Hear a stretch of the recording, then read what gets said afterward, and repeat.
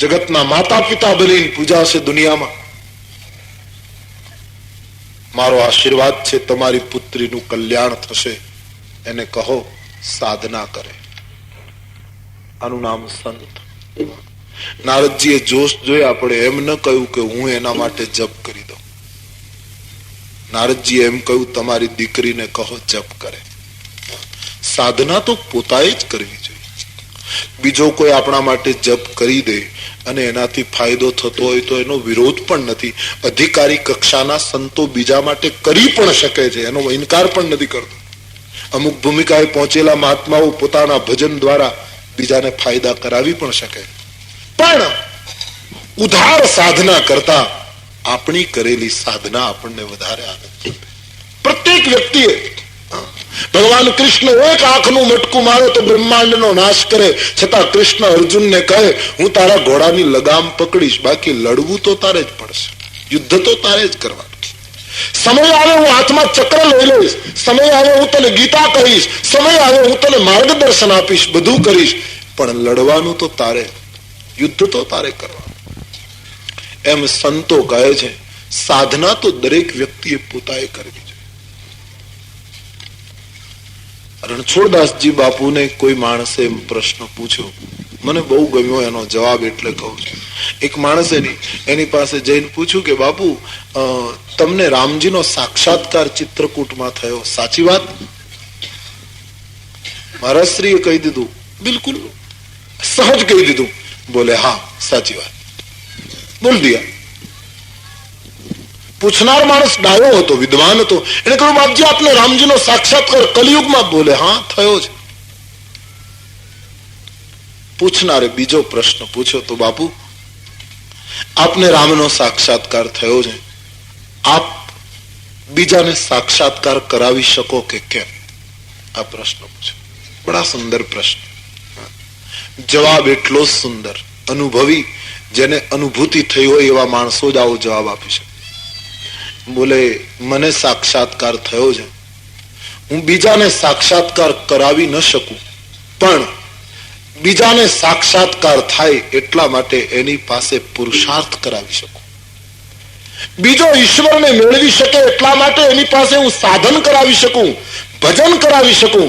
બાકી સાક્ષાત્કાર કરવા માટે તો પોતાએ જ ચાલવું પડે, પોતાએ જ ગતિ કરવી પડે. ત્યારે આજે આપણી કરુણા શું છે કે આપણા માટે જો બીજો કોઈ કરી દે તો કોઈને કઈ કરવું નથી. કોઈ કંકુ કાઢી દે જો બેડો પાર થઈ જાય તો કોઈને કઈ લાંબુ કરવું જ નથી. કોઈ ભસ્મની ચપટી આપે ને જો ઉદ્ધાર થઈ જતો હોય, કઈક કરો. આજે સાધુ સંતોની પાછળ બહુ લોકોના ટોળા હોય તો એનું કારણ આ છે કે કોઈનો આશીર્વાદ મળી જાય ને જો માલામાલ થઈ જાય કઈ. ઘણા તો આંકડા માટે જ ફરતા હોય. કેવી કરુણા છે સમાજની. સાધના ખુદ કરો. ઉધાર સાધનાથી શું ફાયદો? હા, સંતો આપણને કૃપા કરે તો આપણી સાધનામાં ગતિ આવે, આપણા ભજનમાં દિવ્યતા આવે, આપણી તીવ્રતા શરૂ થઈ જાય. પણ કરવું તો પોતાએ જ પડે, ગતિ તો પોતાએ જ કરવી રહી. નારદજીની એ વાત ગમે છે. ભજન કરવું જોઈએ સસ્તામાં. નારદજીએ જોશ જોયા પછી એમ નથી કહ્યું કે હું કરી દઈશ. પોતાએ કંઈક કરવું જોઈએ, સાધના કરવી. પછી તો બીજો મારા માટે કરી નાખે, આપણે મન મનાવી લઈએ, એક વાત જુદી છે. એ તો ખાલી મનને આશ્વાસન છે. કંઈક કરો. ભજનમાં એટલી શક્તિ છે, વિધાતાના લેખ ફેરવી નાખે. આમ સંતોનો અનુભવ છે.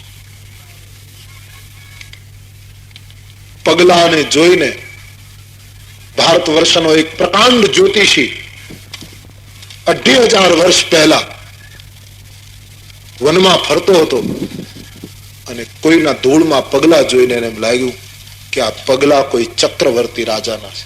આટલો નિષ્ણાત હતો. પગલાની ધૂળ ઉપરથી ઓળખી ગયો કે આ કોઈ સમ્રાટ ચક્રવર્તીના પગલા. પગલે પગલે ચાલવા માંડ્યો. જ્યાં પગલા અટકી ગયા ત્યાં એક વૃક્ષ હતું અને એ પગલાની ધૂળની રેખા ઉપરથી એને નક્કી કરી નાખ્યું કોઈ સમ્રાટ. અને જ્યાં વૃક્ષની નીચે જોયું તો ભગવા વસ્ત્રમાં કોઈ મહાત્મા સમાધિસ્થ બેઠો છે. જ્યોતિષીને લાગ્યું કે ભલે અત્યારે મહાત્મા હોય, બાકી પૂર્વાશ્રમમાં કોઈ સમ્રાટ હોવો જોઈએ, કારણ કે એની રેખા ઉપરથી મને ખાતરી થાય કેટલી એની જ્યોતિષ વિદ્યા એક તાકાત છે, પણ એની મેળવે સહજ એને જે લાગ્યું તે. મહાત્માએ ધ્યાનમાંથી આંખ ખોલી જ્યોતિષીએ વંદન કર્યા. હું આપનો જોશ જોતો જોતો પગલા ઉપર આવ્યો છું. આપ કોઈ સમ્રાટ હોવા જોઈએ. બુદ્ધ એ વ્યક્તિ હતી ભગવાન બુદ્ધ. બુદ્ધે કહ્યું આપ સાચા છો, આપની વાત સાચી. બોલે હવે તમારો હાથ બતાવો, તમારા પગની રેખાઓ મને બતાવો, મારે તમારો જોશ જોવો છે. ત્યારે બુદ્ધે બહુ સરસ વાત કરી, જ્યોતિષી આપની વિદ્યા માટે મને માન છે, હું નમસ્કાર કરું છું, પણ હવે તમે મારો જોશ નહીં જોઈ શકો, કારણ કે હવે હું એટલો આગળ નીકળી ગયો છું કે વિધાતાના લેખ મારી પાછળ રહી ગયા. મારી સમાધિ, મારા ભજનથી હું એટલો આગળ ગયો કે આ પ્રયાસ કરશો ને તો ખોટું સાબિત થશે. ભજનમાં એટલી તાકાત છે, વિધિ લેખ પાછળ રહી. તો વિધિ લેખને પલટવાની જેનામાં શક્તિ છે, પણ એ નારદજીએ કહ્યું તેમ ભજન પોતાએ કરવું જોઈએ. કોઈ જ્યોતિષી રેખા ઉપરથી બધું કહેતો, પગની રેખા જોઈને કહ્યું કે તમારી પગની રેખાઓ આમ લાંબી છે એટલે એમ લાગે કે તમારા જીવનમાં યાત્રાનો વાહનનો બહુ યોગ છે, આપના ઉપર ભગવાનની દયા છે. એ નિષ્ણાત હતો, તો રેખા ઉપરથી એને કહ્યું. એક બીજો માણસ આ સાંભળી ગયો, તો ઘરે જઈને એને પગની રેખા જોઈ, તો એમાં એવી ઊભી રેખા નહોતી પોતાના પગમાં.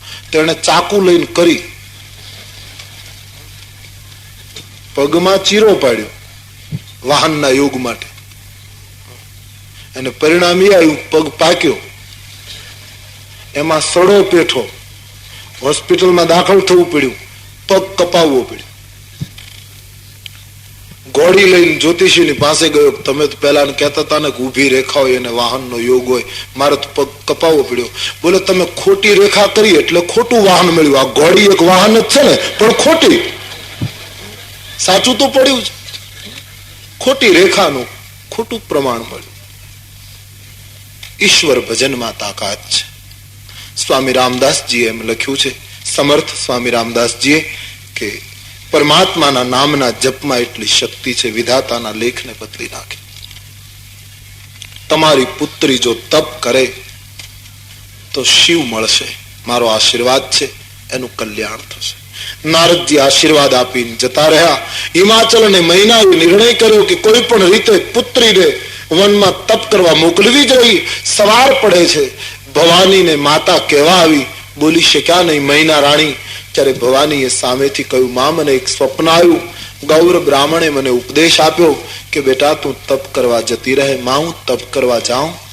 પુત્રીની વાત સાંભળી માતા પિતાના નેત્રો સજળ બન્યા. સફેદ વસ્ત્રો ધારણ કરી હિમાચલની પુત્રી તપ કરવા ઉપડે છે. હિમાચલની એ અટલ શ્રદ્ધા સાધનાનો માર્ગ પકડે છે. ગામના પાદર સુધી માતા પિતા વળાવવા ગયા. નાની ઉંમરની દીકરી તપ કરવા જાય, માતા પિતાની આંખો ભીંજાય છે. ગામના લોકો રડી પડ્યા. રામાયણમાં લખ્યું છે, વેદશિરા નામના એક સંત આવ્યા, એમણે બધાને પાર્વતીનો મહિમા સમજાવીને શાંત કરે. પાર્વતી તપ કરવા માટે વનમાં ગયા છે. નદીના તટ ઉપર જંગલમાં જઈ નાની ઉંમરમાં આરાધનાનો આરંભ કર્યો છે. તપ વિના સિદ્ધિ નથી. ઉગ્ર તપનો આશ્રય લીધો. કેઉર ધારી ઉમા પ્રાણપતિ ચરણા, પ્રાણપતિના ચરણારવિંદને હૃદયમાં ધારણ કરી સતી ભવાની ખૂબ દિવ્ય તપ કરવા લાગ્યા. અમુક વર્ષ સુધી કંદમૂળ ફળ ખાધા, કંદમૂળ ફળ છૂટી ગયા. સુકાઈ ગયેલા પાન ખાય, એ પણ છૂટી ગયું. ખાલી નદીનું જળ પી લઈ, પછી તો એ પીવાનો સમય ન રહ્યો. શરીર હાડપિંજર જેવું થયું. એક તાર લાગી ગયો પ્રભુમાં. ભજન વધ્યું, શરીર કૃશ થવા લાગ્યું. તપ અને ભજન તો દેખાય.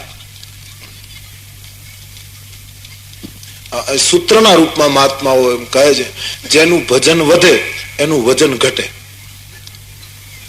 અને જેનું વજન વધે સમજવાનું ભજન ઘટ્યું છે. મોટે ભાગે એ સૂત્ર જ. જેનું ભજન વધશે, જેની સાધના વધશે, જેનું સ્મરણ વધશે, એનું શરીર ઘટશે. આ હિસાબ છે પતંજલિમાં પણ. ભગવાન પતંજલિનો આ હિસાબ છે કે ભજન વધ્યા પછી શરીર ઘટશે, આત્મશક્તિ દ્રઢ બનશે, મનોબળ મજબૂત બનશે શરીરમાં. ભરતજી માટે તુલસીદાસજીએ લખ્યું છે, દેહ દિનહિ દિન દુબરી હોય. શરીર દુબળું થવા લાગ્યું ભરતજી, મનોબળ મજબૂત બનવા લાગ્યું. પાર્વતીનું શરીર કૃશ થવા લાગ્યું. બસ એક જ સ્મરણ ભગવાન શિવજીની આરાધનામાં લીન બન્યા છે. નમઃ શિવાય, ઓમ નમઃ શિવાય.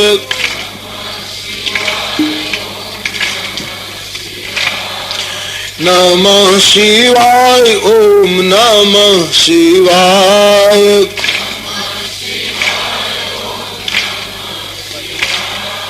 નમઃ શિવાય, ઓમ નમઃ શિવાય. સબ ગાઈએ. હરિ ઓમ તત્સત નમઃ શિવાય.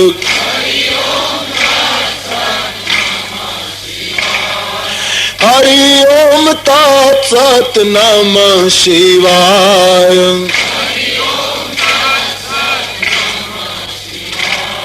નમઃ શિવાય, ઓમ નમઃ શિવાય.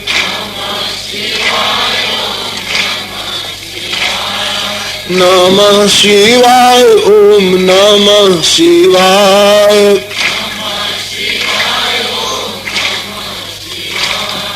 હર હર હર ભોલે નમઃ શિવાય.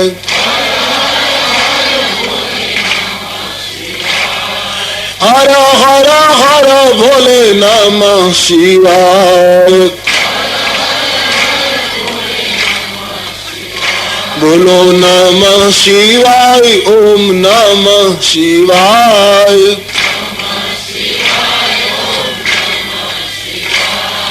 નમઃ શિવાય, ઓમ નમઃ શિવાય.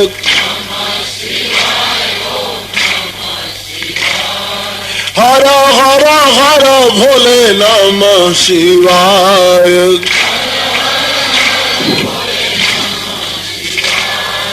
હર હર હર ભોલે નમઃ શિવાય. નમઃ શિવાય, ઓમ નમઃ શિવાય. નમઃ શિવાય, ઓમ નમઃ શિવાય.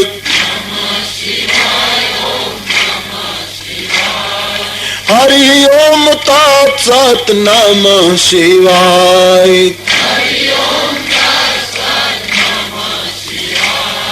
હરિ ઓમ તત્સત નમઃ શિવાય. બોલો નમઃ શિવાય, ઓમ નમઃ શિવાય.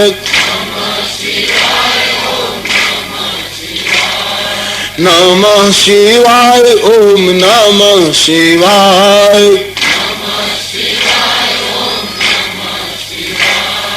હર હર હર ભોલે નમઃ શિવાય.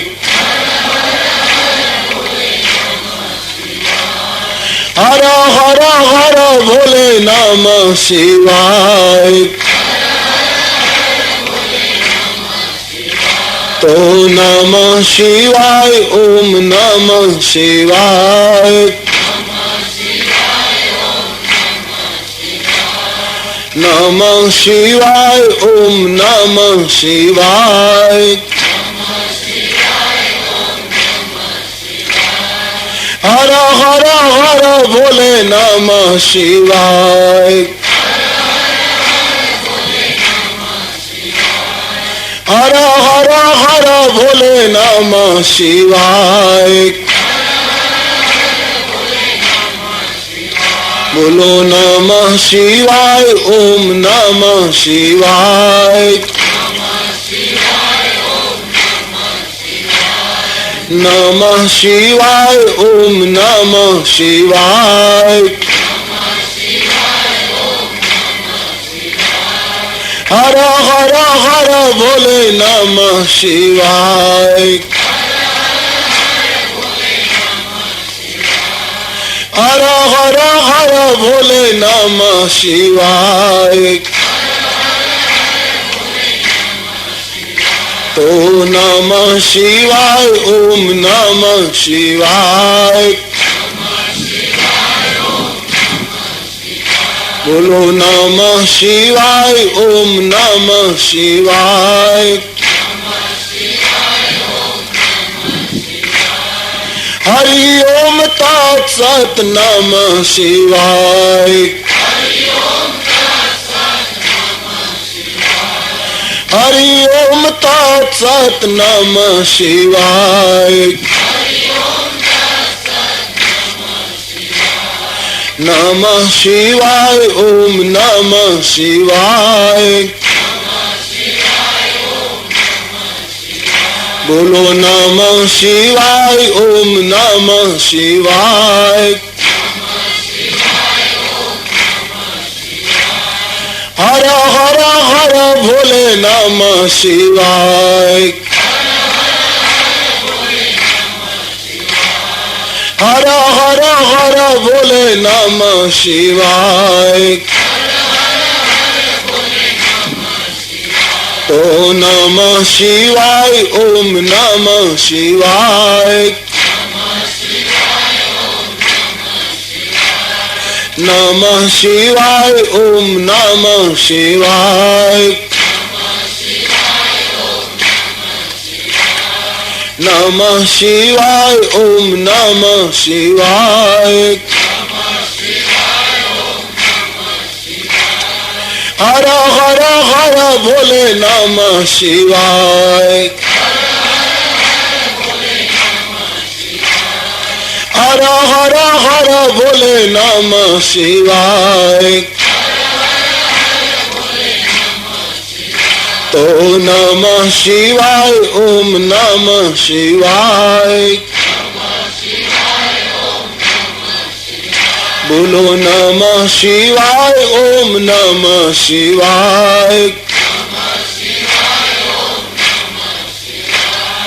हर हर हर भोले नमः शिवाय हर हर हर भोले नमः शिवाय तो नमः शिवाय ओम नमः शिवाय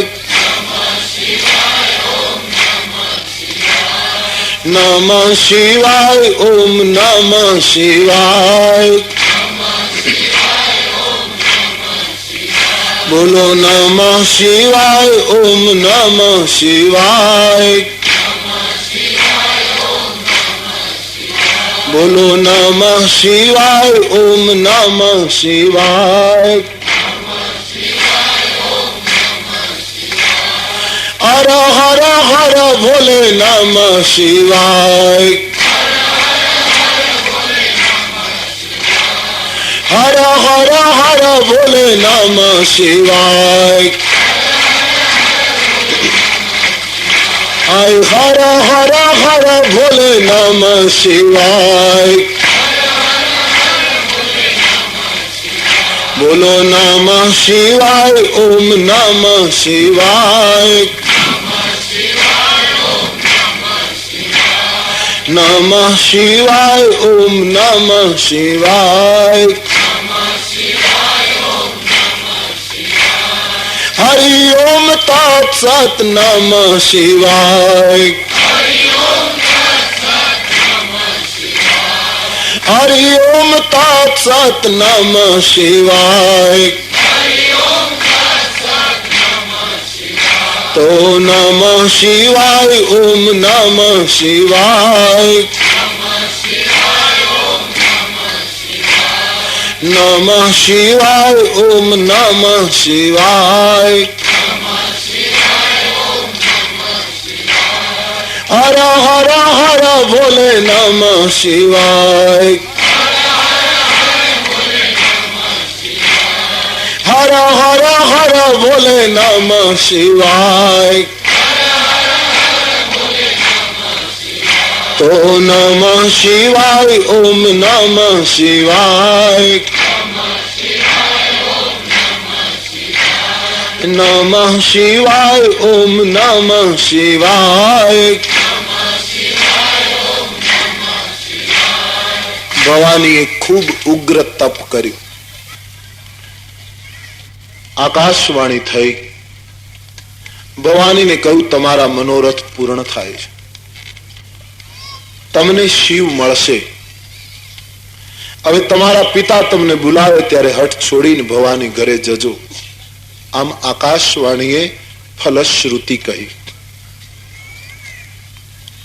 તુલસીદાસજી લખે છે, ભવાનીનું ચરિત્ર તો મેં આપને કહ્યું, પણ સતીએ દેહ બાળી દીધા પછી શિવજીનું શું થયું? ઉમા ચરિત સુંદર મેં ગાવા, ઉમા ચરિત સુંદર મેં, ઉમા ચરિત સુંદર મેં ગાવા,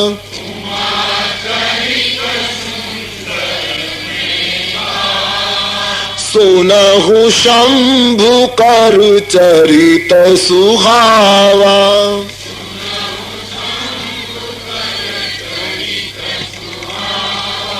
સુનહુ શંભુ કર ચરિત સુહાવા.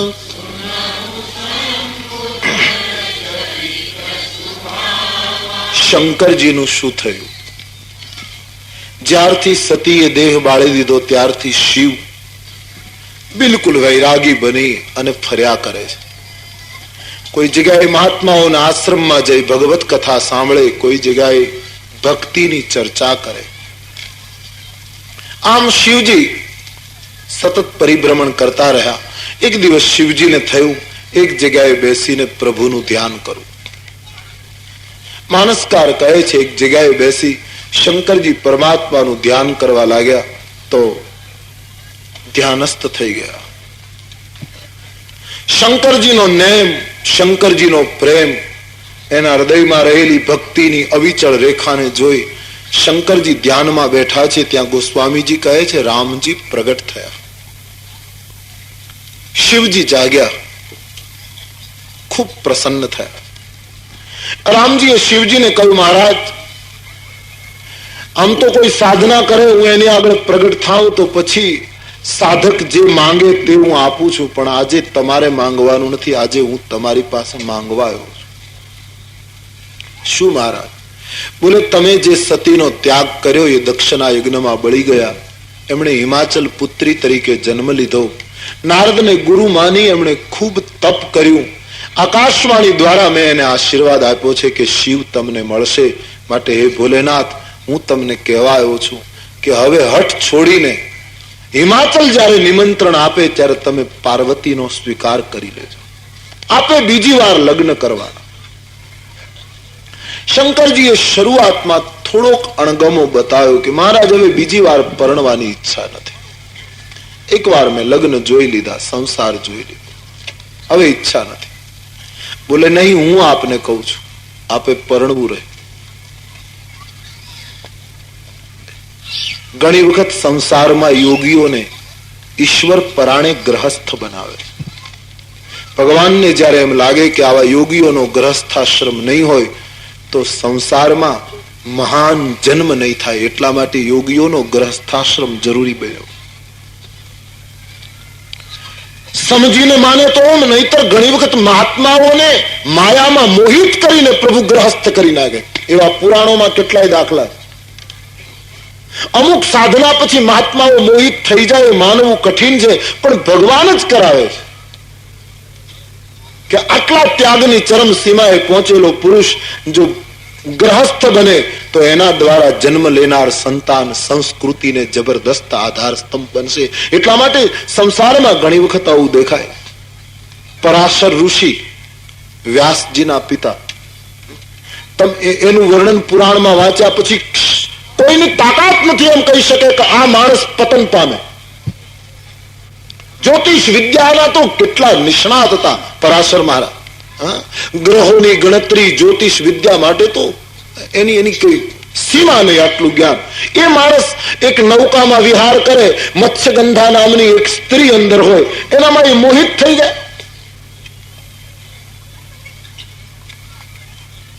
પણ મૂળ કારણ પુરાણકારોએ બતાવ્યું. વ્યાસજીના પિતા પરાશરજી નૌકા વિહાર કરે, મત્સ્યગંધા નામની એક સ્ત્રી અંદર હોય. આ તો આકાશના ગ્રહોની સામે જોતા હતા, કારણ કે જ્યોતિષના નિષ્ણાત હતા. જેવી નૌકા આગળ વધી, આકાશના અમુક ગ્રહોની યુતિ જોઈ પરાશરજીને વિચાર આવ્યો કે આ ગૃહના યોગમાં કોઈ ગ્રહસ્થ સંસારી બને તો આ ગ્રહમાં એના સંસારથી જે સંતાન પેદા થાય એ ભારતની સંસ્કૃતિને જબરદસ્ત યોગદાન આપશે. પણ સહેજ નૌકા આગળ જતી રહે તો એ ગ્રહનો યોગ તૂટી જાય એમ હતો. નૌકા પાછી જાય તો પણ ગ્રહનો યોગ તૂટી જાય એમ હતો. કરવું શું? અને પરિણામ એ આવ્યું કે પરાશરજીએ નિર્ણય કર્યો, હું આ કન્યાનો હાથ પકડું. કારણ કે યોગનો યોગ ગયો આ ગ્રહનો તો વ્યાસ નહીં જન્મે. ભારતને જો વ્યાસનું દાન કરવું હોય, 18 પુરાણના કર્તાનું યોગદાન ભારતીય સંસ્કૃતિને આપવું હોય તો આ ગ્રહની યુતિમાં આ સ્ત્રીનો હાથ મારે પકડી લેવો જોઈએ. અને પરાશરજીએ સ્ત્રીનો હાથ પકડ્યો. ઈશ્વરીય કારણો કામ કરી દે. સંતો સંસાર ભોગવે ના તો એ સંસારી જેવો સંસાર ન હોય. પકડ બંનેમાં હોય. એ પણ સંસારી, સંસારીઓ પણ સંસારી. પણ ફરક એટલો, બિલાડી પોતાના બચ્ચાને પકડે એમાંય ફરક, અને ઉંદરને પકડે એમાંય ફરક. પકડ દોનો ને રહેતી હૈ. બિલાડી ઉંદરને પકડે છે ત્યારે પણ એની પકડ છે, પોતાના બચ્ચાને પકડે ત્યારે પણ પકડ છે. સંતો પણ સંસારને પકડે, સંસારીઓ પણ સંસારને પકડે, પણ પકડમાં આટલું અંતર હોય. પરમાત્મા જ ઘણી વખત યોગીઓને, ત્યાગીઓને ગ્રહસ્થ બનાવી એના દ્વારા સંસારનું એક મહત્વનું કાર્ય કરાવવા ઈચ્છતા હોય. તેથી શંકરજીને કહ્યું તમારે લગ્ન કરવા પડશે, નહીતર બિલકુલ અકામ પુરુષ એને વળી પરણીશું.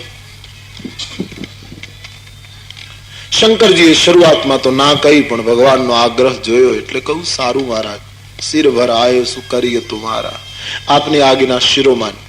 સારું. ભગવાને કહ્યું આજ્ઞા શિરોમાન્ય નહીં, હૃદયમાં રાખો. બોલે કેમ મહારાજ? કહે તમે આજ્ઞા મસ્તક ઉપર રાખો ને તમારી જટામાંથી ગંગા વહે ને ગંગાના વહેણમાં ક્યાંક આજ્ઞા પણ જતી રહે તો વળી મારે યાદ આપવા આવવું પડે. આજ્ઞાને હૃદયમાં રાખો કે મારે લગ્ન કરવા. સારું. ભગવાનની વાત સ્વીકારી છે. ભગવાન જતા રહ્યા. શંકરજી બેઠા છે. એમાં સપ્તઋષિઓનું આગમન થયું. સપ્તઋષિઓને શિવજીએ કહ્યું તમે પાર્વતીના પ્રેમની પરીક્ષા કરો, પછી હું સ્વીકાર કરું. શ્રદ્ધા દિવસે દિવસે મોટી થઈ. શ્રદ્ધાએ તપ કર્યું. હવે સંત દ્વારા એની કસોટી થાય. પરિપક્વ શ્રદ્ધા છે કે કેમ? હિમાચલની પુત્રીની પાસે સપ્ત ઋષિઓ આવ્યા તો ઋષિને ગૌરી દેખી તાં કૈસી. મહાત્માઓએ પાર્વતીને કેવા જોયા જાણે તપસ્વીની મૂર્તિ બેઠી હોય. કોની આરાધના કરે છે બેટી? આટલી નાની ઉંમરમાં તને શું પ્રાપ્ત કરવું છે? પ્રથમ તો પાર્વતીએ કહ્યું બાપજી એ જાણવાથી તમે કદાચ મારી મશ્કરી કરશો, મારા પિતાની મશ્કરી કરશો, કે અંતે તો પહાડની પુત્રી, એનામાં બુદ્ધિ કેટલી. છતાંય આપ પૂછો છો તો હું એટલું જ કહીશ કે હું એટલા માટે તપ કરું છું, નિર્વિકાર નિષ્કામ શંકરજીને મારે પતિ તરીકે પ્રાપ્ત કરવા. ઘણું અશક્ય છે બાપજી, પણ મેં નિર્ણય કર્યો છે શિવને પતિ તરીકે મેળવવા. ખડખડાટ હસવા લાગ્યા સપ્તઋષિઓ. તને આ બોધ આપ્યો કોણે? શંકરને પરણીને ફાયદો શું?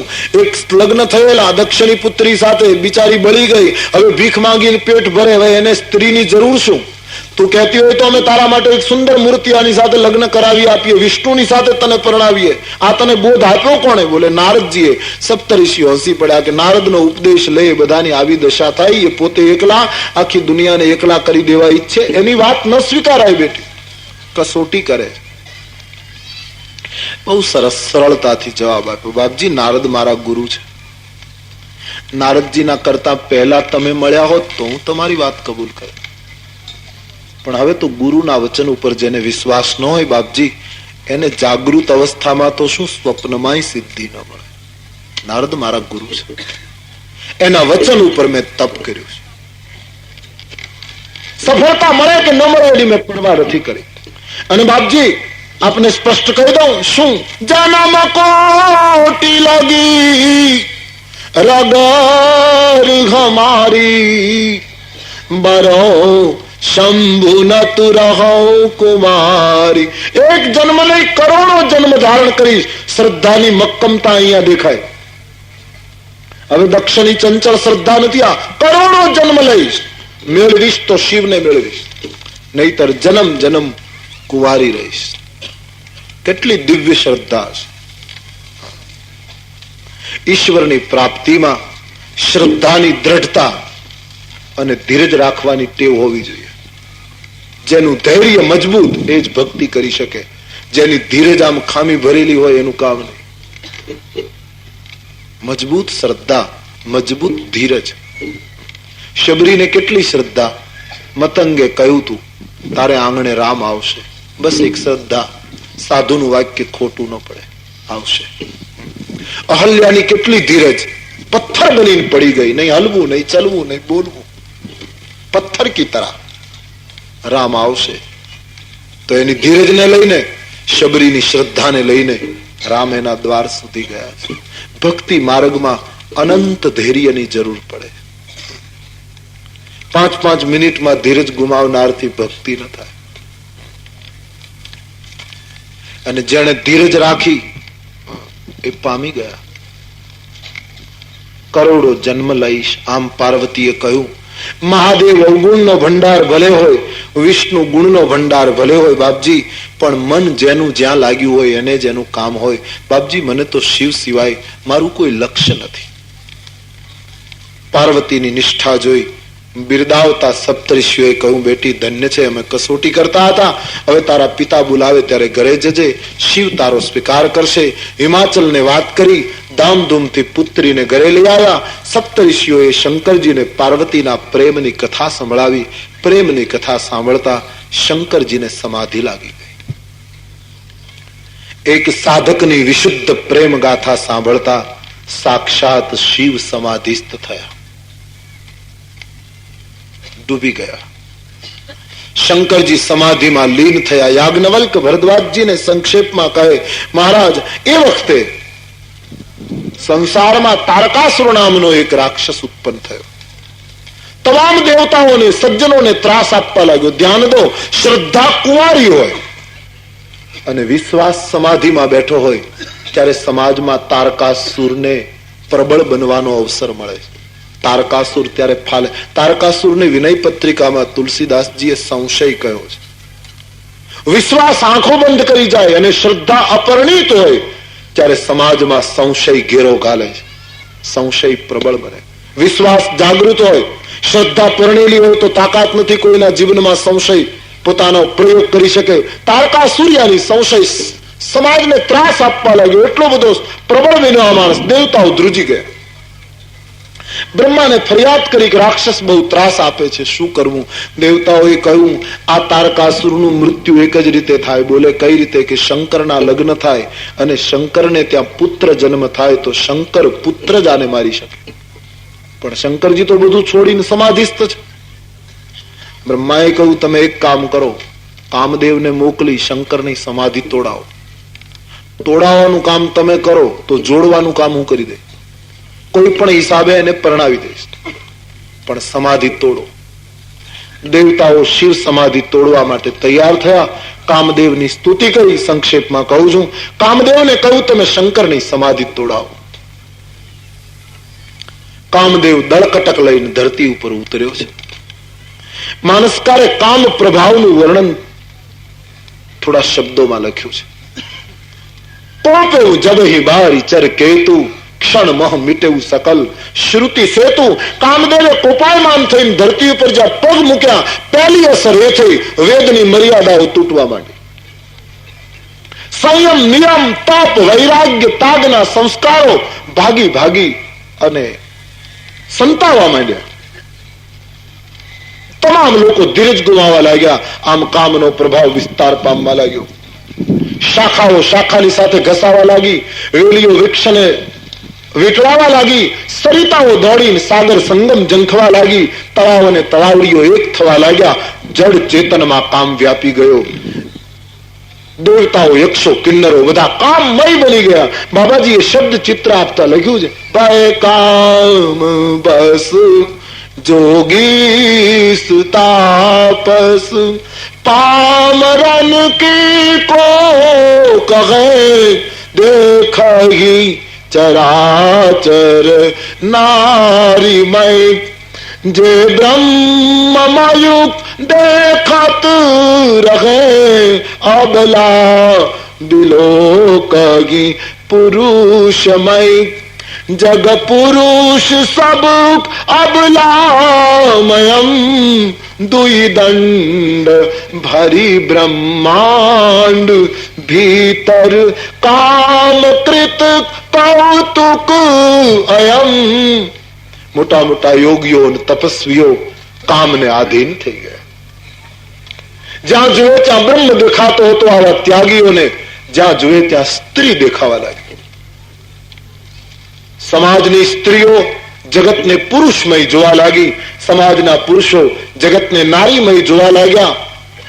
દ્વિદંડ ભરી બ્રહ્માંડ ભીતર કામ કૃત કૌતુક. બે ઘડીમાં આખું જગત કામાધીન. કોઈ ધીરજ ન રાખી શક્યું. બાબાજી કહે, ધરીન કાહુ ધીર સબકે મન મન સીજ હરે જેહી રાખે રઘુવીર સૌ ઉબરે તેહી કાલમાં. કોઈ ધીરજ ન રાખી શક્યું. બધાના મનને કામદેવે હરી લીધા. પણ ગોસ્વામીજીએ એક સુધારો કરી નાખ્યો કે જેટલાને રામે બચાવેલા એટલા તે દિવસે બચેલા. બાકી બધાનું પતન થયું. બહુ સાચી વાત. રામ બચાવે તો જ બચાય. આખું જગત કામમય બની ગયું. કામદેવ આવો માયાનો વિસ્તાર કરી શંકરજીના તપોવનમાં પહોંચે છે. સમાધિસ્થ ચંદ્રશેખરનું રૂપ જોતા શિવ બિલોકી સશંકે મારું. કામદેવ ધ્રુજો, બે ડગલા પાછો પડ્યો કે આમાં તો મારું મૃત્યુ નક્કી છે. શંકરની સમાધિ તોડવામાં હું જીવતો નહીં રહું. બે ડગલા કામદેવ પાછો પડ્યો. એનો અસર એવી થઈ, જગત હતું એમનેમ થઈ ગયું. શું કરું? આ સમાધિ તોડવી કઠિન છે. વસંત ઋતુ નિર્માણ કરી સરોવરમાં કમળો ખીલ્યા. અપ્સરાઓ નૃત્ય કરવા લાગી, ગંધર્વો ગાન કરવા લાગ્યા. કામદેવે કેટલી કળાનો પ્રયોગ કર્યો. શિવ સમાધિ તોડવા માટે સફળ ન થયો. આમાના વૃક્ષની ડાળ ઉપર બેસી ઘટામાં તરુપ પલ્લવમાં સંતાય અને પુષ્પના ધનુષ્માન તૈયાર કરી શંકરજીને લક્ષ્યમાં લઈ અને કામદેવે શિવ સમાધિમાં વિઘ્ન કરવા માટે પુષ્પનું બાણ ફેંક્યું. કામદેવનો જ્યાં પ્રહાર થયો છે, અખંડ ધ્યાનમાં લીન ભગવાન ભોલેનાથ સમાધિમાં વિક્ષેપ થયો. શાંભવી નેત્રો ખુલ્યા. સૌમ્ય રૂપ છે. ચારે બાજુ જોવા લાગ્યા. કોણ છે? કોઈ દેખાયું નહીં. જોતા જોતા શંકરજીએ જ્યાં સામે દ્રષ્ટિ કરી ત્યાં તો સૌરભ પલ્લવ મદન બિલોકા. વૃક્ષની ડાળમાં ઘટામાં કામદેવને જોયો ને જોતા જ દેખ કામ કંપ્યું. ત્રણેય લોક ધ્રુજવા લાગ્યા. નેત્રો લાલ બન્યા, શરીર કાંપવા લાગ્યું. સૌમ્ય સ્વરૂપ રૌદ્ર બની ગયું. ભગવાન શંકરજીએ ત્રીજું નેત્ર ખોલ્યું અને ત્રીજા નેત્રથી દ્રષ્ટિ કરીને કામદેવની સામે જ્યાં જોયું, ચિત્તવત કામ ભયું જરી છારા. ગોસ્વામીજી કહે, બળીને ભસ્મ થયો. ત્રીજા નેત્ર દ્વારા કામને સળગાવી નાખ્યો. સંતોએ બહુ સરસ ખુલાસા કર્યા. આ બે આંખથી કામને નથી બાળ્યો, ત્રીજું નેત્ર ખોલવું પડ્યું. કામનો વિનાશ ત્રીજી આંખથી જ થાય. આ બે આંખથી નથી થતો. આ બે આંખથી તો ઉલટાની કામના વધે છે. દરેક વ્યક્તિ પાસે ત્રીજું નેત્ર છે. પણ સાધના કરીને ખોલી શકે એનું નામ શિવ, અને પ્રારબ્ધ પૂરું થઈ જાય ત્યાં સુધી ખોલી ન શકે એનું નામ જીવ. સંભાવના તો બધામાં છે. શંકરજીએ ત્રીજા નેત્રથી કામને બાળ્યો. એનું એક બીજું કારણ, કામનો નંબર ત્રીજો છે. ધર્મ, અર્થ, કામ અને મોક્ષ. કામ ત્રીજા નંબરનું સ્થાન ભોગવે. ત્રીજા નંબરના કામને બાળવા માટે ત્રીજી આંખ ખોલવી જોઈએ.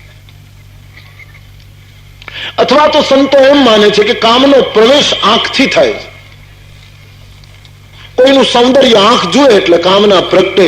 જે દુર્ગુણ જે દ્વારેથી માનવીના મનમાં પ્રવેશ કરે છે એને દ્વારમાં જ મારવાની વૃત્તિ બતાવી છે, આંખથી જ મારવાની વૃત્તિ બતાવી.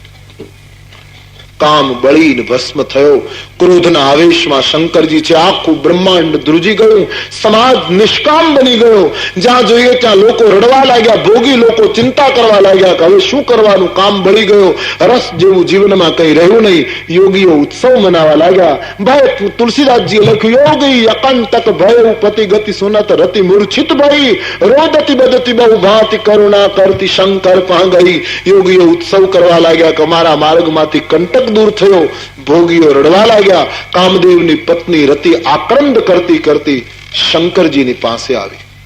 હજી ક્રોધમાં છે. રતિનું આક્રંદ જોયું, અબળાના આંસુ જોયા. શંકરજીએ ક્રોધને વિદાય આપી દીધી. પ્રભુ આશુતોષ શંકરજીને જરૂર પડે ત્યારે ક્રોધને બોલાવી શકે, કામ પૂરું થાય ત્યારે ક્રોધને વિદાય આપી શકે. આટલો ક્રોધ ઉપરનો શિવજીનો કાબુ છે. જો આવો કાબુ આપણા જીવનમાં ક્રોધ ઉપર આવે તો આપણને ક્રોધ સાધનામાં મદદગાર થાય. ક્રોધ નોકરની જેમ જીવનમાં આવવું જોઈએ. જેમ આપણે ઘરે જઈએ, નોકર કામ કરતો હોય ને કહીએ પાણી લાવ, અને નોકર પાણી લઈને આવે ને પછી એમ કહીએ બસ જા, એટલે પેલો જતો રહે. એમ ક્રોધની જરૂર પડે ત્યારે આપણે બોલાવીએ કે આવ, કામ પૂરું થાય એટલે ક્રોધને કહીએ જતો રહે. આવી જો કુશળતા આવી જાય માણસને તો ક્રોધ પણ મદદગાર છે. પણ આપણી મુશ્કેલી એ છે કે આપણા જીવનમાં ક્રોધ નોકર બની નથી આવતો, માલિક બનીને આવે. આવ્યા પછી જતો નથી. ત્યારે શંકરનો ક્રોધ કાબુમાં છે. એક ક્ષણ પહેલા આટલા બધા ક્રોધી બીજી જ ક્ષણે ક્રોધને વિદાય આપી. ક્રોધ ઉપરનું આ કૌશલ્ય છે. ભજનની શરૂઆત થાય ત્યારે હાર્મોનિયમના સૂર સાથે તબલું ચડાવવું પડે. પણ એ તબલું ક્યાં સુધી ચડાવી રાખવાનું? ભજન પૂરા થાય ત્યાં સુધી. ભજન પૂરા થાય એટલે તબલું ઉતારી નાખવું. ચડાવેલું ચડાવેલું રહે, તબલું ફાટી જાય. એમ માથાનું તબલું જયારે જરૂર હોય ત્યારે ચડાવીએ, પણ કામ પૂરું થાય એટલે તબલું પાછું ઉતારી નાખવું. પણ સમાજમાં આપણો અનુભવ નથી. ઘણાના તબલા 24 કલાક ચડેલા જ હોય, અને તેથી કેટલાય કુટુંબોના જીવન સંગીત બેસુરા બની ગયા. ક્રોધની કુશળતા આવવી જોઈએ. એક વસ્તુ રામાયણના આધારે સમજી લો. માનવીને સતાવનાર મોટામાં મોટા 3 દુર્ગુણો, જેનું રામાયણમાં વારંવાર વર્ણન: કામ, ક્રોધ અને લોભ. આ 3ના મિલાપથી ભયંકર રોગ માણસને લાગુ પડ્યો. વાત, પિત્ત, કફ, જે ઉત્તરકાંડમાં વર્ણન છે. મૂળ કારણ 3 દુર્ગુણો. થોડો વિચાર કરો. ક્રોધનો કાળ ભૂતકાળ છે. ક્રોધ હંમેશા ભૂતકાળ ઉપર થાય છે. આપણો બધાનો અનુભવ.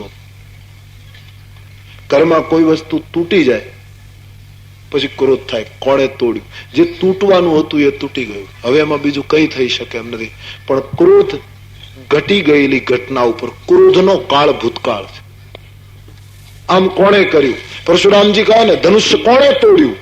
ક્રોધનો કાળ જ ભૂતકાળ છે. કામનો કાળ વર્તમાન છે. કોઈ વસ્તુ ઉપર કામના જાગે એટલે મને તમને એમ થાય આ વસ્તુ મને અત્યારે જ મળવી જોઈએ, કારણ કે કામનો કાળ વર્તમાન છે. એ ભવિષ્ય ઉપર છોડતો નથી. અને લોભનો કાળ ભવિષ્ય કાળ છે. લોભ હંમેશા ભવિષ્યનું આયોજન કરે કે હું આટલું બધું ભેગું કરી લઉં, આટલું સંતાડું, આટલું બધું ગોઠવી લઉં તો ભવિષ્યમાં મને તકલીફ ન થાય. લોભનો કાળ ભવિષ્ય કાળ, કામનો કાળ વર્તમાન કાળ, ક્રોધનો કાળ ભૂતકાળ. આ 3ના કાળ છે. ભણ્યા હશે બધાને ખ્યાલ છે કે આપણે જયારે ભણતા હોઈએ ત્યારે ભાષાનો પેપર હોય એમાં એક પ્રશ્ન એવો પૂછવામાં આવે, કાળ બદલો. વાક્ય આપ્યું હોય ભૂતકાળનું અને કૌંસમાં લખ્યું હોય ભવિષ્યકાળમાં ફેરવો. હોશિયાર વિદ્યાર્થી હોય તો ભૂતકાળના વાક્યને ભવિષ્યકાળમાં ફેરવી નાખે. વાક્ય ભવિષ્યકાળનું આપ્યું હોય ને કૌંસમાં લખ્યું હોય વર્તમાન કાળમાં ફેરવો. હોશિયાર વિદ્યાર્થી ફેરવી નાખે. એમ ક્રોધનો કાળ ભૂતકાળ, કામનો કાળ વર્તમાન, લોભનો કાળ ભવિષ્યકાળ, એનો કાળ બદલી નાખે તો એ માનવ મુનિ બની જાય. ક્રોધનો જે ભૂતકાળ છે એને ભવિષ્યકાળમાં ફેરવી નાખો. ભૂતકાળ માટે જે ક્રોધ થયા કરે છે કે ઘરમાં આમ કોણે કર્યું, ફલાણું કોણ બોલ્યું, જે બની ગયેલી ઘટના ઉપર ક્રોધ થાય છે, એને બદલે ભવિષ્ય માટે ક્રોધ કરો કે હું મારા ઘરની અંદર સહેજ લાલ આંખ નહીં રાખું તો ભવિષ્યમાં મારી પ્રજા બગડશે, માટે મારા બાળકો ઉપર મારે થોડો ક્રોધ કરવો જોઈએ. ભવિષ્યનો વિચાર કરી અને જો ક્રોધ કરવામાં આવે તો એ ક્રોધ સાધનામાં સહાયક બને. ભૂતવાદી ક્રોધને ભવિષ્યવાદી બનાવવો જોઈએ. કામ જે વર્તમાન ઈચ્છે છે, અત્યારે જ મને મળવું જોઈએ, એનો ભૂતકાળ કરી નાખો કે ભૂતકાળમાં જેણે જેણે કામનાઓ કરી એની શું દશા થઈ, જેણે જેણે ભોગમાં ડૂબ્યા એ લોકોની કેવી પરિસ્થિતિ થઈ. તો કામનો ભૂતવાદમાં જો પરિવર્તન કરવામાં આવે તો કામ પણ સાધનામાં સફળતા અપાવે અને લોભનો જે ભવિષ્યકાળ છે એને વર્તમાનમાં ફેરવી નાખો. લોભ હંમેશા ભવિષ્યનું આયોજન કરે. 5 વર્ષ પછી હું આમ કરીશ તેમ. અત્યારે જીવન જીવી લે. 5 વર્ષ પછી કોને ખબર? મને તમને એટલી ખબર નથી. ભગવાન પતંજલિ કહે માનવને એટલી ખબર નથી કે આવતી ક્ષણે હું કયો વિચાર કરવાનો. પોતાના વિચાર ઉપર પણ માનવ સ્વતંત્ર નથી અને આયોજન કેટલા વર્ષોનું કરે. જે ક્ષણ મળી એને ઉજવી લો, પણ લોભ ભવિષ્યનો જ વિચાર કર્યા કરે છે. વર્તમાન કાળ લોભમાં જો આવે, અત્યારે જે મળ્યું છે નિભાવી લો, ભવિષ્યની કોને ખબર. પણ લોભનો વિચાર ભવિષ્ય. હંમેશા આપણા વિદ્વાનો કહે ને કે વૈશાખ મહિનાની સિઝન હોય અને કેરી, લોભી માણસ કેરીનો દાબો નાખે, ઘરમાં કેરીનો કરંડિયો લાવે, કાચી કેરી પછી પકાવે તો લોભીની પ્રકૃતિ હોય. તમે જો કેરીનો સ્વભાવ 2 આજ પાકે 3 કાલ પાકે, એમ અવારનવાર પાક્યા કરે. લોભી માણસ હોય ને કરંડીઓ રોજ ખોલે, જેટલી બગડેલી હોય એટલી જ કાઢ્યા કરે. 5 બગડી હોય તો 5 બગડેલી છોકરાને ખવડાવે, બીજો દિવસ થાય બીજી 5 બગડી હોય 5, એમાં આખો કરંડીઓ બગડી. કારણ કે લોભની પ્રકૃતિ છે ભવિષ્યનું આયોજન. પરિણામે આખો કરંડીઓ બગડેલો ખવડાવશે. લોભને વર્તમાનવાદી બનાવવામાં આવે કે હું અત્યારે માણી લઉં. કામને ભૂતવાદી બનાવવામાં આવે કે ભૂતકાળમાં કામનામાં ડૂબેલાના અનુભવો સારા નથી, અને ક્રોધને ભવિષ્યકાળનો વિચાર કરીને કરવામાં આવે તો ત્રણેય દુર્ગુણો માનવીની સાધનામાં સહાયક બને. શંકરજીનો ક્રોધ કાબુમાં છે. પ્રભુ આશુતોષ કૃપાળુ, શિવ અબલા નિરખી બોલે સહી. અબલાને જોઈ આશુતોષ કૃપાળુ દયા નિધાન શંકરજી પ્રસન્ન થયા. રતિને કહ્યું, રતિ રડીશ નહીં અબતે, તબ રતિનાથ કર હોય નામ અનંગ. રતિ તારા પતિનું નામ હવેથી અનંગ થશે. એનો દેહ બળી ગયો પણ શરીર વગર દરેકના મનમાં એ વ્યાપશે. અનંગ બનીને જગતમાં એ પોતાનું કાર્ય કરી શકશે. અને યદુવંશમાં દ્વાપર યુગમાં કૃષ્ણ અવતાર થશે ત્યારે કૃષ્ણ પુત્ર તને તારા પતિ તરીકે પ્રાપ્ત થશે.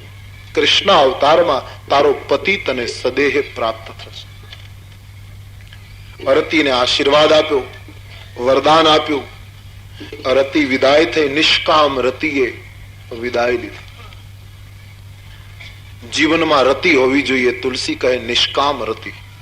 કામના વાળી રતિ જીવનને હેરાન કરે, બાકી નિષ્કામ બનેલી રતિની તો યાચના તુલસીએ પણ. રામ બાલ વિનય સુની કરી કૃપા, રામ ચરણ રતિ દેહુ. એ નિષ્કામ રતિની યાચના તો ગોસ્વામીજીએ પણ કરી છે. નિષ્કામ બનેલી રતિ વિદાય થઈ. શંકરજી કામદેવને બાળ્યા પછી રતિને વરદાન આપીને પ્રસન્ન ચિત્ત બેઠા છે. અને દેવતાઓએ અવસર જોયો. બ્રહ્માની આગેવાની નીચે સ્વાર્થી દેવતાઓ આવ્યા, લાઈનમાં ઉભા રહ્યા. શંકરજીને દેવતાઓ પૃથક પૃથક પ્રશંસા કરવા લાગ્યા. પ્રાર્થનાને બદલે આજ પ્રશંસા કરવા લાગ્યા. શંકર ભગવાન સમજી ગયા કે દેવતાઓને કઈ મહત્વનું કામ લાગે છે, નહીતર આ લોકો આમ પ્રાર્થના ન કરે.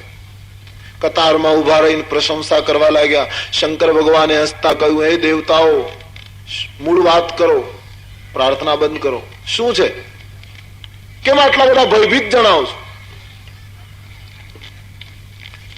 બ્રહ્મા તો બુદ્ધિના દેવ, એમણે બુદ્ધિ ચાતુર્ય વ્યક્ત કર્યું. બહુ હોશિયારીથી દેવતાઓ બોલ્યા. દેવતાઓએ કહ્યું, મહારાજ, આમ તો અમે વિહાર કરવા નીકળેલા, પણ સાંભળ્યું કે આપ અહીંયા બિરાજો છો, થયું કે ચાલો દર્શન કરતા જઈએ. એટલે આપના દર્શને આવ્યા છીએ. અને આવ્યા છીએ તો એક વિનંતી કરીએ મહારાજ. શું? બ્રહ્માજીએ કહ્યું, દેવ લોકો મારી પાછળ પડ્યા છે. કેટલાય વખતથી જયારે ભેગા થાય ત્યારે બસ પૂછા જ કરે છે કે હમણાં તો દેવતાઓમાં કોઈના લગ્ન થતા નથી, કોઈની જાનમાં જવાનો પ્રસંગે આવતો નથી, વાતાવરણ સાવ રસ વગરનું થઈ ગયું છે, મારી પાછળ પડ્યા છે. તો મેં એને કહ્યું કે ચાલો શંકરજીને આપણે કહીએ, શંકરજી પરણે તો તમને જાનમાં આવવાનો અવસર મળે. આ બધાની ઈચ્છા છે મહારાજ, તમારા લગ્ન થાય, બધાને બારાતી બનવું છે. હોશિયારીથી રજૂઆત કરી છે. દેવતાઓનો સ્વાર્થ છે, પરણે તો તારકાસુરનો નાશક ઉત્પન્ન થાય, પણ રજૂઆત બહુ હોશિયારીથી કરી. શંકરજી તો બ્રહ્મ છે, જાણી ગયા. શંકરજી કહે, તમે આવી ખુશામત કરો ને વખાણ કરો ને હું પરણવા તૈયાર થાવ એવો સામાન્ય નથી. મને પરમાત્માનો આદેશ છે, એટલે હું પરણવા તૈયાર થાવ. બ્રહ્માજી આગ્રહ કર્યો, મહારાજ આપ પરણો, આપ ગ્રહસ્થ બનો. શંકરજીએ હા પાડી, સારું હું પરણીશ. દેવતાઓ નાચવા લાગ્યા. સ્વાર્થ સધાવાનો છે. સપ્તઋષિઓનું આગમન થયું. બ્રહ્માજીએ સપ્તઋષિઓને હિમાચલ પ્રદેશ મોકલ્યા. ફરી એકવાર સપ્તઋષિઓએ પાર્વતીની પરીક્ષા કરી. ફરી પાર્વતી પોતે અટલ રહ્યા અને હિમાચલને કામ દહન રતિ વરદાનની વાત કરી. હિમાચલે બ્રાહ્મણોને બોલાવી વેદ વિધિથી લગ્ન પત્ર તૈયાર કર્યો. સપ્તઋષિ શિવ વિવાહનો પત્ર લઈ શંકરજીની પાસે આવી બ્રહ્માને પત્ર આપે છે. લગ્ન બાંચ વિધિ સબ હી સુનાય. બ્રહ્માજીએ બધાને લગ્ન પત્રિકા વાંચી આપી કે બહુ ઓછા દિવસો આવ્યા છે, જેમ બને એમ જલ્દી કરો, જાન તૈયાર કરો. આમ તડામાર તૈયારીઓ શંકરજીને પરણાવવા માટે શરૂ થઈ. દેવતાઓ વાજિંત્રો વગાડવા લાગ્યા, વિમાનો શણગારવા લાગ્યા, દેવીઓ તૈયાર થવા લાગી, અપ્સરાઓ તૈયાર થાય, દેવતાઓ શરીરને શણગારે. પણ કેટલા સ્વાર્થી દેવતાઓ! શંકર પરણે છે દેવતાઓ માટે, પણ એકેય દેવ વરરાજાને શણગારવા ન આવ્યો. રામાયણમાં સ્પષ્ટ ઉલ્લેખ છે, કોઈ દેવ શણગાર કરતો નથી. નહીતર બધા દેવને ખબર છે કે આને કોઈ સગું વાલું નથી, આને માતા પિતા નથી, આને ભાઈ બહેન નથી, આના કુટુંબમાં કોઈ છે નહીં, અને આપણે શણગારવા જોઈએ, આપણો સ્વાર્થ. પણ જાને આવો તૈયાર થાય, વરરાજાને કોઈ પૂછતું નથી. શંકરજી એમને બેઠા. તમામ દેવતાઓએ તૈયારી કરી, શંકરજી ચૂપચાપ બેઠા છે. સ્વાર્થી દેવતાઓ છે. શંકરજીના ગણો શંકરજીની પાસે આવ્યા. વિચાર કર્યો, ભગવાનના લગ્ન થાય છે, આમનમ કેમ ચાલે? શંકરના ગણો શંકરને શણગારવા લાગ્યા. કામદેવને બાળતી વખતે શંકરજીની જટા ક્રોધને લીધે ખુલી ગયેલી ના, એક ગણે એ જટાનો મુકુટ બનાવ્યો, એના ઉપર સર્પને બેસાડ્યો. એક ગણ સ્મશાનમાં જઈ તાજી ભસ્મ લઈ આવ્યો, શંકરના શરીરે ભસ્મ ચોળે. વરરાજો તૈયાર થાય છે. એક જણ માણસના ખોપડાની રૂંડમાળા બનાવી વરરાજાના ગળામાં મનુષ્યના ખોપડાની માળા પહેરાવે છે. હાથમાં ત્રિશૂલ અને ડમરું આપ્યું. સર્પના કુંડળ, સર્પના કંકણ, સર્પની જનોઈ. બે ચાર ગણોએ પગે લાગીને વિનંતી કરી, મહારાજ પરણવા જવું છે, એટલે મર્યાદા ખાતર એક મૃગચર્મ કેળું પર વીંટો. અને તેથી મહા મુશ્કેલીએ એક મૃગચર્મ કેળું પર લપેટાયું. સવારી માટે નંદીની તૈયારી, નંદી તૈયાર થયો છે. તુલસીદાસજીએ શબ્દોમાં બહુ સુંદર વર્ણન કર્યું છે. શિવહી શંભુગન કરહી શ્રૃંગારા, શિવહી શંભુગન કરહી શ્રૃંગારા, જટા મુકુટ અગી મોર સવારા જટા તન વિભૂતિ પટકે હરિ છાલા તન વિભૂતિ પટકે હરિ છાલા ગરલ કંઠ ઉર નર શિર માલા ગરલ કંઠ ઉર નર શિર માલા અશિવ વેશ શિવ ધામ કૃપાલા અશિવ વેશ શિવ ભસ્મનો લેપ કર્યો સર્પના આભૂષણો પહેર્યા કંઠમાં વિષ શોભે ગળામાં રૂંઢમાળા ધારણ કરી દેખાવમાં તો બિલકુલ અમંગલ લાગે પણ તુલસી કહે મંગળનું મંદિર છે. કેટલું મોટું પ્રતિકાત્મક સ્વરૂપ છે આ. જીવ પરણે તો પીઠી ચોળે, શિવ પરણે તો ભસ્મ ચોળે. કેટલો મોટો વિરોધાભાસ. લગ્નમાં ભસ્મ એ તો વિચિત્ર લાગે, પણ જગતને શંકરજીએ બતાવ્યું કે હે જીવ, તું પરણે એમ હું પણ પરણવા જાઉં છું, પણ એક વસ્તુનો ખ્યાલ રાખજે કે શરીર એકવાર ભસ્મ થવાનું છે, એટલા માટે શરીર ઉપર ભસ્મ ચોળી. એ જીવ, શરીર નાશવંત છે એનો તને ઈશારો કરું છું. તું પરણ એની ના નથી, તું લગ્ન કરે, પણ શરીર ભસ્મ થવાનું છે, શરીરનો અંતિમ અંજામ ભસ્મ છે, એનું તને સ્મરણ રહેવું જોઈએ. માટે શંકરજીએ ભસ્મ, શરીરની નાશવંતતા બતાવી. જીવ પરણે તો સોના ચાંદીના ઘરેણા પહેરે, શંકર પરણે તો સર્પના ઘરેણા પહેરે. શંકરજીએ જગતને બતાવ્યું આભૂષણ પહેરે, ચિંતા નથી, જરૂર પહેર, સોના ચાંદીના ઘરેણા પહેરો, પણ એમાં આસક્ત થશો તો એ જ સોનું, એ જ ભૂષણ ભુજંગ બનીને દંશ દેશે. કવિ કલાપીનું સૂત્ર છે, જે પોષ તું તે માર તું, એવો દિશે ક્રમ કુદરતી. જે પોષણ આપે એ જ મારે. સંપત્તિની ના નથી, નહીતર તો આ દેશમાં ઋષિઓ શ્રી સુક્તમનો પાઠ ન કરે. જો લક્ષ્મીની નિંદા હોય તો ઋષિઓએ પણ શ્રી સુક્તમની પાઠમાં લક્ષ્મીની પ્રાર્થના કરી, પણ આસક્ત ન થવું જોઈએ, ઉપયોગ થવો જોઈએ, ઉપભોગ ન થવો જોઈએ. જીવ તું ઘરેણા પહેરજે, પણ એમાં આસક્ત થઈશ તો એ જ આભૂષણો તને ડંખ દેશે. વડીલો પારજીત સોનાનો મુગુટ ના પાડી હતી, છતાં પરીક્ષિતે એકવાર મસ્તક ઉપર મૂક્યો અને પરિણામ એ આવ્યું કે એ મુગુટ અને એ આભૂષણ માંથી એના મૃત્યુનો નિર્ણય આવ્યો.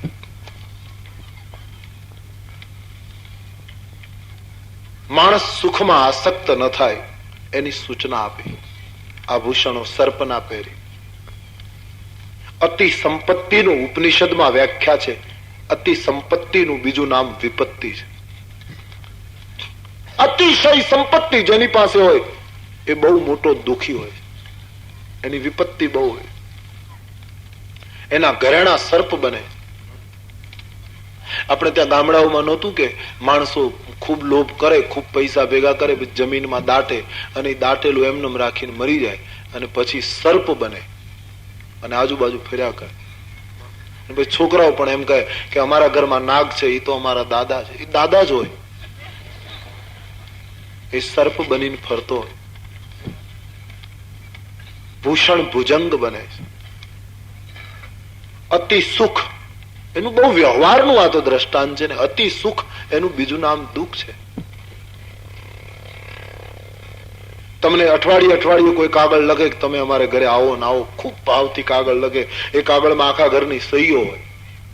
1 વર્ષ સુધી આવી ટપાલો આવે ને પછી તમે ઓચિંતા એ માણસને ઘરે જાઓ, આખું ઘર નાચવા લાગે કે અમારું આંગણું પવિત્ર થઈ ગયું, આજ તો અમારે ઘરે ભગવાન પધાર્યા, નાચવા લાગે અને આંગણામાં આવીને તમને ભેટી પડે તો તમને કેટલું સુખ મળે કે આ માણસ ટપાલ લખતા હતા બરાબર.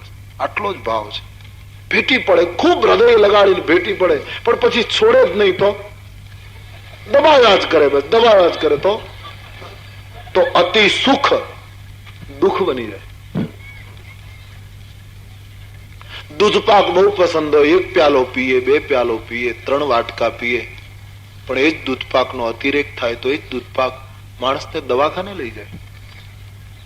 અતિ સુખ એટલા માટે આ દેશની સંસ્કૃતિ બધાને મર્યાદાની રેખા આપે. શંકરજીએ સર્પના આભૂષણ પહેરી જગતને અનાસક્તિનો બોધ આપ્યો. ભસ્મચોળી સંસાર નશ્વર છે એનો બોધ આપ્યો. પરણવા ગયા ત્યારે તલવાર ન રાખી ત્રિશૂલ રાખ્યું. ત્રિશૂલનો અર્થ થાય 3 પ્રકારના શૂળ, કામ, ક્રોધ અને લોભ. શંકરે ત્રિશૂલને પકડીને બતાવ્યું આ ત્રણેય ઉપર મારો કાબુ છે. હું ધારું ત્યાં ત્રિશૂળ ફેંકી શકું. ત્રિશૂળ મને કહે એમ મારે નહીં કરવાનું, હું કહું એમ ત્રિશૂળ વર્તે. ત્રણેય દુર્ગુણ ઉપર મારો કાબુ છે. અને ચોથું, સંસારનો વરરાજો પરણે ત્યારે ઘોડા ઉપર બેસે, શિવ પરણે ત્યારે નંદી ઉપર બેસે. ધર્મ ગ્રંથમાં નંદીને ધર્મનું સ્વરૂપ ગણવામાં આવ્યું છે. એટલે તો શિવ મંદિરમાં નંદીને બેસાડીએ. નંદી એ ધર્મનું સ્વરૂપ છે. શંકરજીની સન્મુખ ધર્મ બેસે છે. કાચબો એ સંયમનું પ્રતીક છે. શંકરજીની સન્મુખ કાચબો રહે. કાચબો એ સંયમનું પ્રતીક છે. સમય આવે અંગને સંકેલી શકે, સમય આવે પગને બહાર કાઢે. સંયમની નિશાની. સંયમ અને ધર્મ શંકરની અભિમુખ રહે છે શિવ મંદિરમાં. એ ધર્મ और संयम का प्रतीक है शिव मंदिर में. તો શંકરજી નંદી ઉપર બેસે છે અને જગતને બતાવ્યું હું પરણવા જાઉં છું ત્યારે મારી સવારી ધર્મની છે, અધર્મની નથી. હું પરણું છું ત્યારે ધર્મ ભૂલતો નથી, ધર્મ ચૂકતો નથી. જીવતું પરણે આભૂષણ પહેરે, આસક્ત થઈશ નહીં. ભસ્મ ચોળે બતાવ્યું શરીર નાશવંત છે, ધ્યાન રાખજે. દુર્ગુણો ઉપર કાબુ મેળવજે અને તારી સવારી ધર્મની રાખજે. પરણ્યા પછી ધર્મ ચૂકીશ નહીં. આજે સમાજની કરુણા એ છે, માણસ પરણે અને ભણે પછી એમ બોલવામાં એ ગૌરવ અનુભવે કે હું ભગવાનમાં માનતો નથી. માણસો ભણ્યા પછી આવું બોલવામાં ગૌરવ લે, અમે ઈશ્વરમાં માનતા નથી, અમે કથાઓમાં માનતા નથી. તું ન માને પણ એ માને એનું શું? સંબંધ તો બંને બાજુથી તૂટે ત્યારે તૂટે. આપણે ન માનીએ તો પ્રભુ આપણને માન્યા કરે, આપણે ન એનું નામ લઈએ તો આપણો શ્વાસોશ્વાસ ચલાવ્યા કરે, આપણું ખાધેલું પચાવે. ભગવાન સંબંધ જ્યાં સુધી જોડી રાખશે ત્યાં સુધી ગમે તેટલું કહીએ તો શું? કોઈ સાહિત્યકારનું વાક્ય છે, રામ તને ન ભાવે.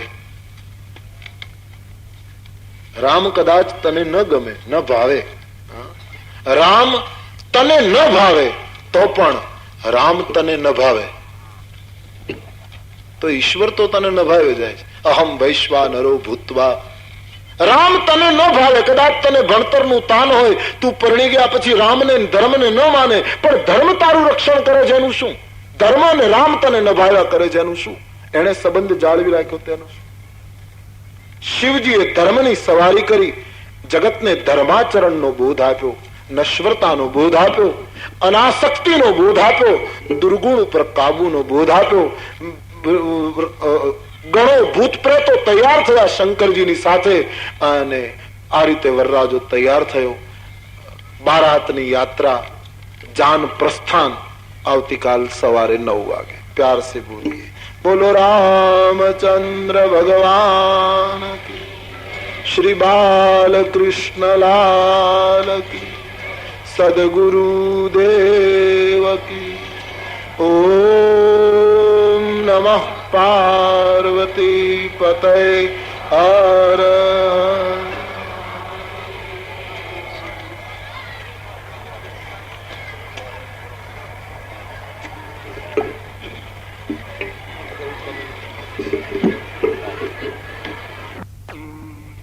રામ જય રામ જય જય રામ રામ રામ જય રામ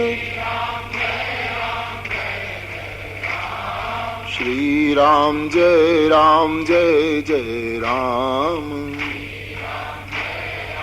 કંદનમ ભજ રઘુનંદ આનંદ કંદ કૌશલ અંજનમ યતિ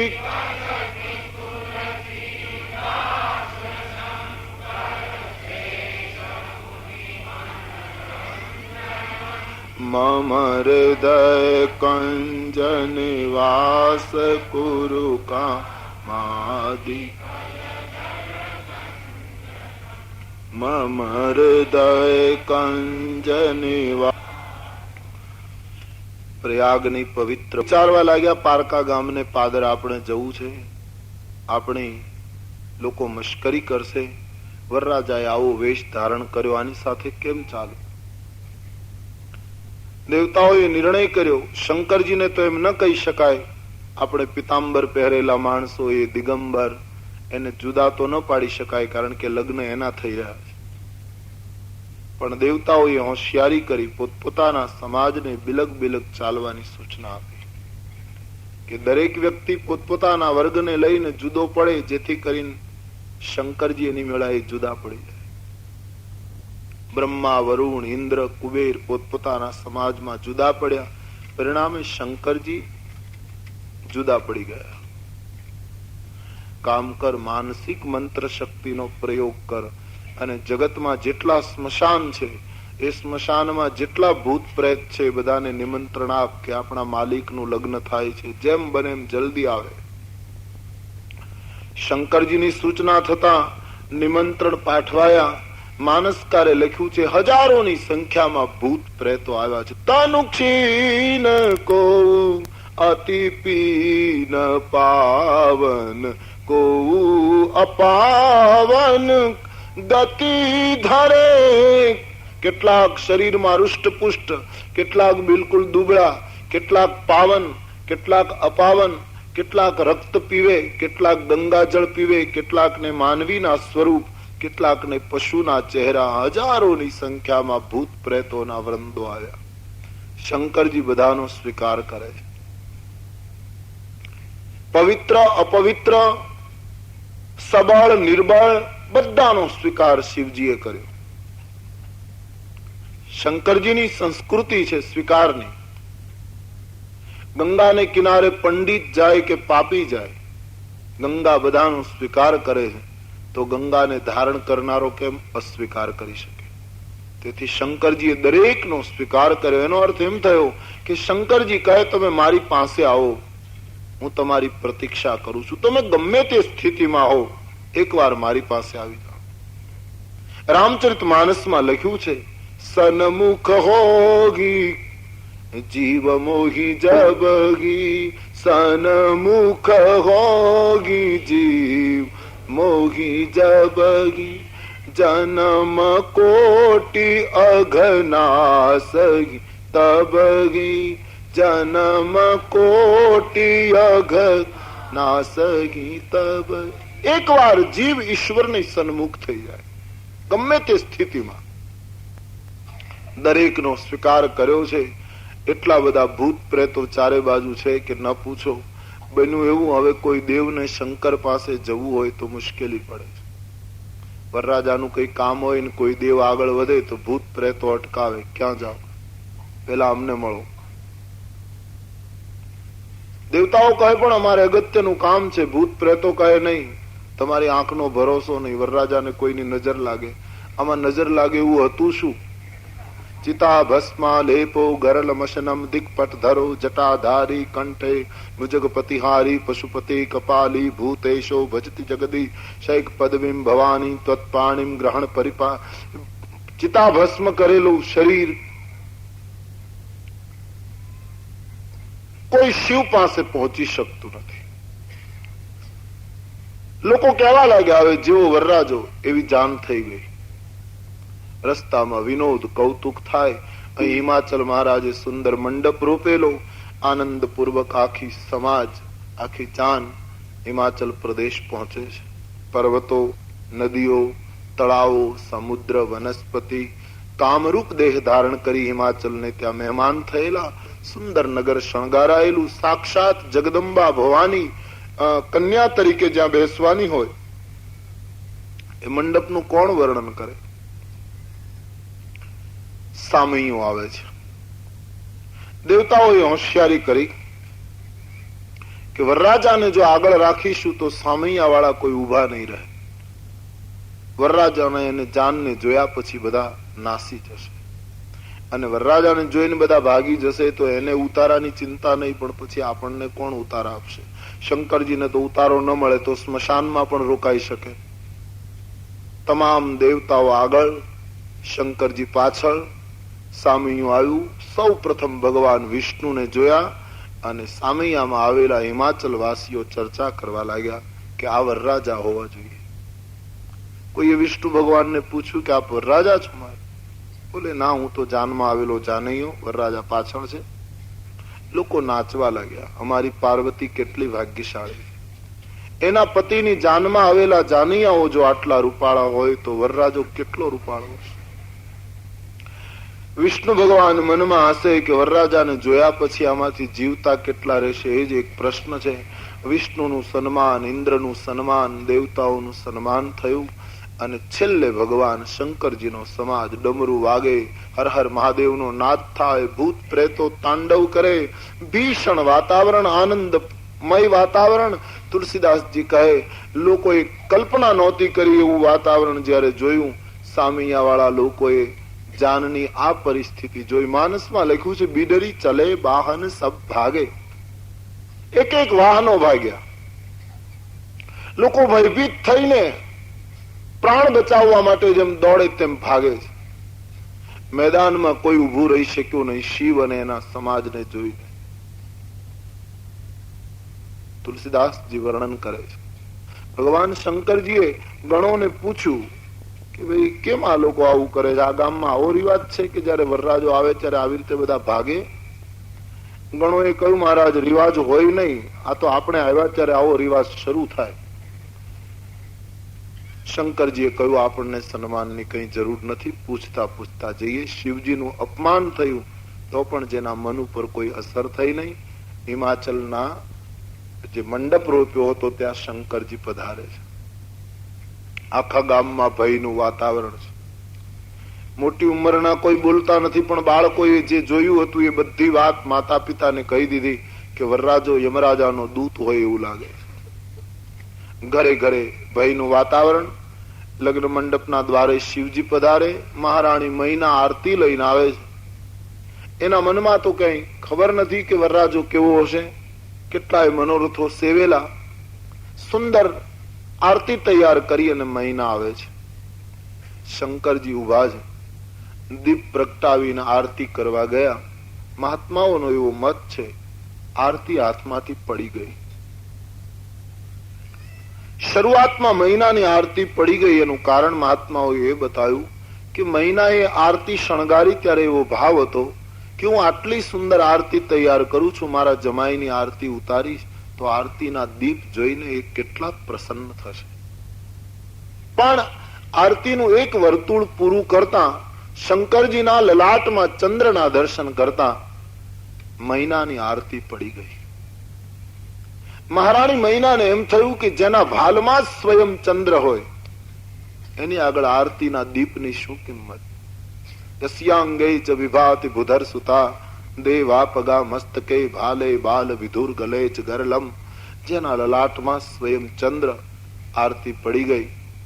અને બીજી વાર જ્યાં બરાબર જોયું ભગવાન શંકરનું એ રૌદ્ર ભીષણ રૂપ જોતા મહારાણી મહિનાને ચક્કર આવ્યા, ધરતી ઉપર પડી ગયા. મહિલાઓ ભાગવા લાગી. બીજી વાર શંકરજીનું અપમાન થયું. સખીઓ મહિનાને લઈને રાજભવનમાં લઈ ગયા. શંકરજીનું બીજી વાર અપમાન તો પણ સહેજ પણ મનમાં અસર નહીં. પૂછતા પૂછતા પોતાના ઉતારે ગયા. 2 વખત અપમાન થયું. આનું નામ શિવ. મહારાણી મહિનાએ પણ અપમાન કર્યું તો પણ સહેજ પણ અસર નહીં. દેવતાઓને ચિંતા થવા લાગી કે હજી તો શંકરજીને ક્રોધ નથી આવ્યો, પણ જો ક્રોધ આવશે તો બધું સળગાવી દેશે.